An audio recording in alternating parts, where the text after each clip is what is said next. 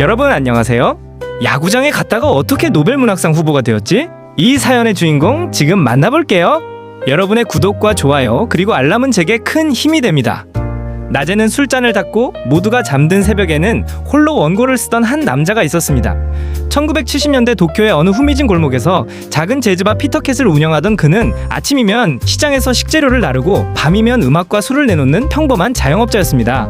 문학 엘리트도 화려한 등단 경력도 없던 그에게 글쓰기는 그저 고단한 하루 끝에 마주하는 고독한 의식일 뿐이었습니다. 그러던 1978년 4월의 어느 날 운명 같은 순간이 찾아왔습니다.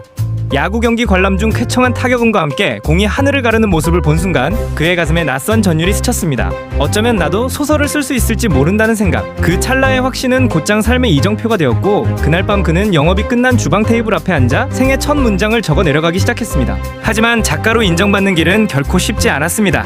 당시 문단에서는 그의 글을 두고 문장이 가볍다거나 전통적인 일본 문학답지 않다며 냉소적인 반응을 보였습니다.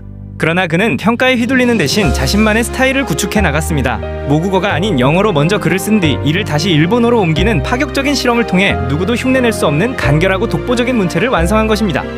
그는 막연한 영감을 기다리기보다 정해진 규칙을 지키며 책상을 지켰습니다. 매일 새벽 4시에 일어나 10km를 달리고 정해진 분량의 원고를 써내려가는 일과를 단 하루도 거르지 않았습니다. 이러한 치열한 일상이 쌓여 마침내 한 권의 소설이 세상에 나왔을 때 열도는 전례 없는 신드롬에 휩싸였습니다. 50개 이상의 언어로 번역되어 전 세계 수천만 명의 감성을 깨운 작품, 바로 노르웨이의 수입니다. 이 전설적인 서사의 주인공은 바로 무라카미 하루키입니다. 재능은 정적이지만 성실함은 움직인다. 그는 화려한 시작보다 중요한 것은 결국 멈추지 않는 발걸음이라는 사실을 몸소 증명했습니다. 지금 당신의 속도가 조금 느리게 느껴져도 괜찮습니다. 묵묵히 매일 한 문장을 적어 내려가는 당신은 이미 당신만이 완성할 수 있는 찬란한 삶의 문장을 써내려가고 있는 중이니까요.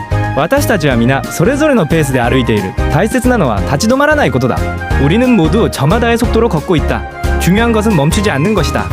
시청자 여러분들 모두 자신만의 속도로 걷는 그 걸음을 응원합니다. 다음에도 힘을 얻을 수 있는 인생 스토리를 찾아오겠습니다. 감사합니다.